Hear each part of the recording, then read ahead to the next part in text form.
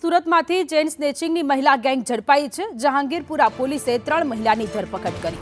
ISKCON મંદિરમાં chain snatching કરી હતી। અંકલેશ્વરથી ચેઇન સ્નેચિંગ કરવા સુરત આવતા આરોપીઓ પાસેથી 1.40 લાખનો મુદ્દામાલ જપ્ત કરવામાં આવ્યો છે।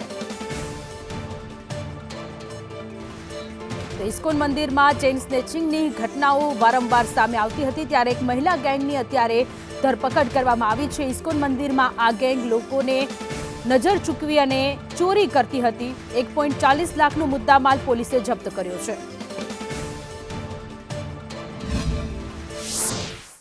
કરી એ મહિલાઓ ત્યાં અંકલેશ્વરમાં અંદાણાની ઝુંપડપટ્ટીમાં મળી આવી।